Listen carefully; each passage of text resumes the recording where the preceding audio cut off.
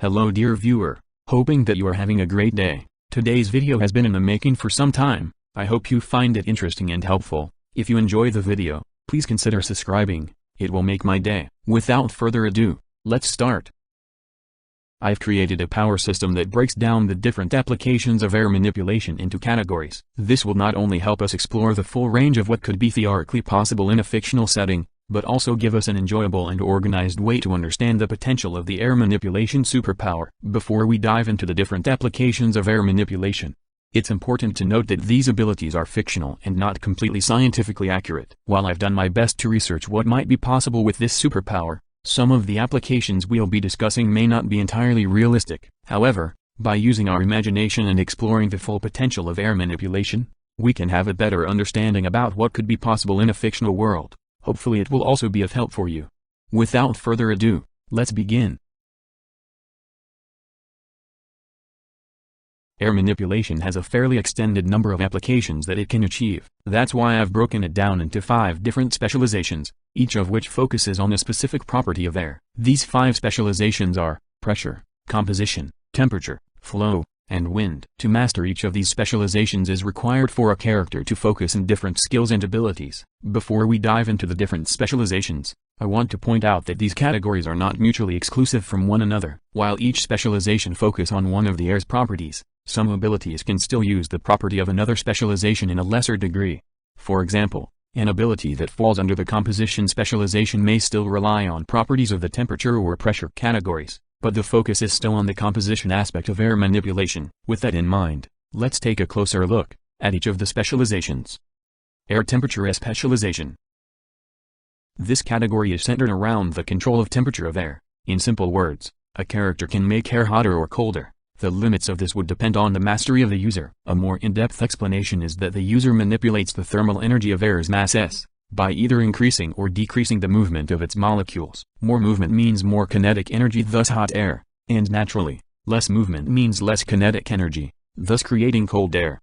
Now, with hot air manipulation, a character can achieve the ability of incineration, which is utilized to overheat the user's surroundings by using hot air masses. As the user's mastery progresses, they will attain the heat wave ability. The biggest difference between the two is that the effects of incineration are concentrated in a smaller zone and last for a shorter amount of time, while heat wave possesses a wider range and its heating effects last for a longer period of time. The abilities of cold air manipulation would have similar effects as its counterpart, except, of course, that these abilities will freeze the surroundings by using cold air instead of heating them. Frostbite has a low range and lasts for a short time, while blizzard has a long range and lasts for a longer period of time. It's important to note that manipulating hot or cold air can cause fire or ice to form, but characters with air temperature specialization cannot directly control these elements. For instance, if a user incinerates a tree with a heat wave, any resulting fire is merely an aftereffect of the hot air ability and cannot be directly manipulated. Similarly, if a character uses cold air to freeze a drop of water, they cannot directly control the resulting ice. Essentially, users with air manipulation can only manipulate the gaseous properties of air and not the elements that may be generated as a result of their abilities. Air composition specialization. This category enables a character to manipulate the 2 primary chemical elements of air, oxygen and nitrogen, in their gaseous state on a macroscopic level. This means that the user can control the movement and behavior of the gases on a larger scale, but cannot alter the chemical properties of individual gas molecules, except for their general movement and conversion of oxygen gas into nitrogen, or vice versa. While air consists of several elements besides nitrogen and oxygen, such as helium and hydrogen, their concentrations are relatively small and the possible applications by using them aren't too interesting. Therefore, I decided to focus solely on the manipulation of nitrogen and oxygen in their gaseous state. However, if you have any ideas for utilizing the other chemical elements of air, feel free to share them in the comment section. The abilities of oxygen and nitrogen manipulation allow the user to create air gases that are predominantly composed of either chemical element. Typically, air is mostly composed of nitrogen followed by oxygen, but with these abilities, the user can adjust the ratio of the 2 elements and even create air that is solely made up of nitrogen or oxygen. Although altering the composition of air may lead to niche applications, there are some notable abilities that can be accomplished. Oxidation inducement is the ability to accelerate the corrosion process in specific targets using oxygen-rich air. While it mainly increases the rate at which metals corrode, it can also cause the decomposition of organic matter over a long period of time. It is important to note that certain metals are more prone to corrosion than others. For instance, gold and silver are extremely resistant to it, while metals like bronze, copper, and steel are less so. Additionally, the corrosion rate can be further accelerated by utilizing the ability of hot air manipulation to raise the temperature of the air. Cooling nitrogen refers to the manipulation of air that is primarily composed of nitrogen, which can enhance the effectiveness of cold-based abilities, including cold air manipulation. Nitrogen is an excellent choice due to its remarkably low boiling point, allowing it to rapidly absorb significant amounts of heat. Now, the abilities of healing with oxygen and suffocation with nitrogen have opposite effects. While air composed of pure nitrogen can be harmful as it is unsuitable for respiration in most living beings, air composed of high amounts of oxygen can be beneficial as it can accelerate the healing of wounds by allowing cells to absorb oxygen. Additionally, it can help improve breathing. However, excessive amounts of oxygen can be dangerous to breathe, so the user should be cautious. The last two applications from the composition specialization are very straightforward. Gas composed mostly of oxygen can be highly flammable, making it a good ability to boost fire-based attacks. On the other hand, the non-flammable nitrogen air would be very helpful to use against fire-based attacks. Airflow specialization. The airflow specialization is centered around manipulating concentrated masses of air with a high degree of precision to achieve specific effects. One of the core abilities for this specialization is refined movement, which is the ability to control air at a long distance with extreme precision. This skill is highly valuable and can be used in conjunction with other abilities, even those from other specializations. Aerial communication is the ability to use the winds to carry your words to people that are far away from you, so they can hear you, thus requiring a high mastery of control over the air. I wouldn't say this is necessarily a realistic ability, but with some suspension of disbelief, should still be believable enough. The aerosound boost ability works in the opposite way of aerial communication, as it allows the user to manipulate the wind to enhance their hearing by picking up sounds from far away. However, it may be difficult for the user to know exactly which winds are carrying the desired sounds, being something that is beyond the scope of this ability. The ability of air removal enables the user to manipulate the air in a given area, effectively removing it and creating a partial vacuum. This can even induce oxygen deprivation to anyone within the zone. Air purification is a more niche ability, and with it the user can filter out any contaminant like pollutants, dust, smoke, etc. Air purification can be particularly useful when used in conjunction with healing oxygen ability, as it ensures that the air the individual is breathing is free of harmful particles. The other core ability from flow specialization is proximity movement, which is the ability to control and manipulate air currents around the body, allowing the user to access a variety of new abilities, including its primary ability, air infusion. The latter allows the user to infuse their body with an aura of air, and with enough skill, the user can extend their infusion to other objects and targets with air and wind. The three abilities originated from air infusions are Aero Speed Boost, Air Flux Cover, and Aero Touch Boost. The first one increases the movement speed of the user by using the air currents surrounding their body to boost their agility. A more advanced application with this ability is flying. Aero Touch Boost is the ability to enhance the body's sensitivity to disturbances in the surrounding air. This allows the user to detect any physical objects or persons that may come into contact with them, enabling them to react quickly and effectively. Then we have Air Flux Cover, which is the ability to generate a veil of winds around the user, or another target that is capable to reflect incoming attacks, and damage anything that comes in contact with it.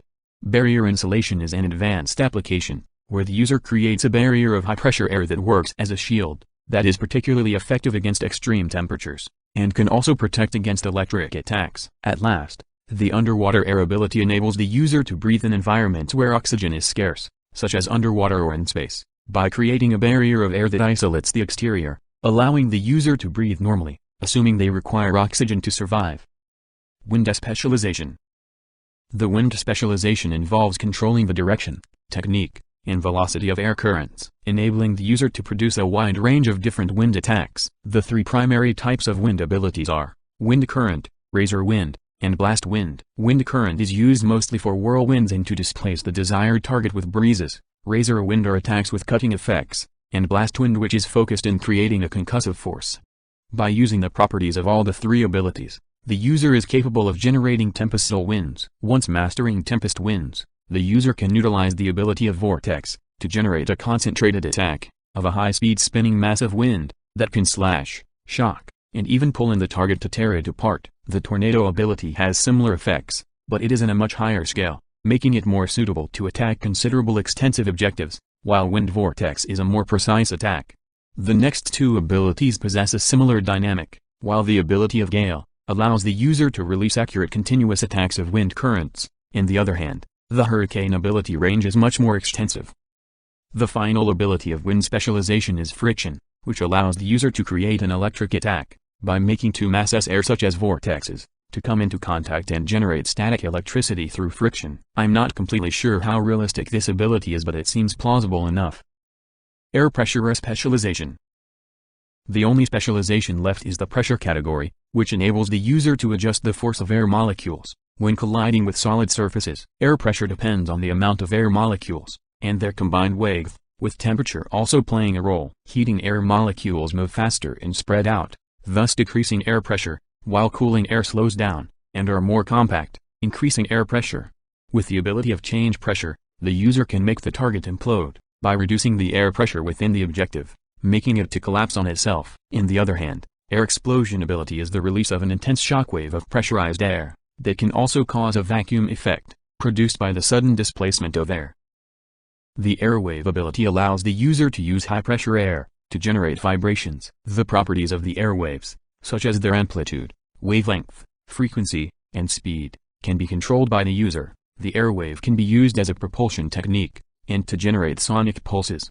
At last, the light refraction ability allows the user to bend and manipulate electromagnetic radiation, including visible light. This is achieved by creating a gradient of air pressure, which alters the direction of the light as it passes through the varying densities of air. The process also involves manipulating other properties of air, such as temperature and density, to achieve the desired refraction effect. This light refraction allows the user to utilize the ability of invisibility, and even the ability to generate mirages that can confuse the targets with optical illusions. The following segment is related to the scope of the power system itself. For example, some users can mentally control the air of the environment, while others are also able to generate more air using a special source like magic. We'll refer to this as the concept connection. The stronger a user's connection is to a particular concept, such as in this case, air, the more special attributes they can unlock. Keep in mind that the exact mechanism behind each ability would depend on the established limits of the power system. Let's take a look at these abilities now. Air manipulation is the basis for the entire power system, and all the rest of abilities are originated from it, like the air control ability, which enables the user to manipulate existing masses of air, which is not too limiting as air is present in most environments. As mastery of air control increases, the user can develop the ability of air sense, allowing them to detect air sources and sense their properties, such as pressure and temperature, acting as a sixth sense. Additionally, the user can develop the ability of air empowerment, allowing them to increase their own power by interacting with air. The counterpart ability of air control, air generation, allows the user to create air by using a power source, such as a special type of energy, like mana or chi, depending on the context. After mastering air generation, the user can also use enhancement, increases the power and attributes of air beyond its natural limits, using a special power source. Meanwhile, air immunity grants resistance, or immunity to the effects of the user's own air abilities, potentially extending the resistance, immunity to all sources of air.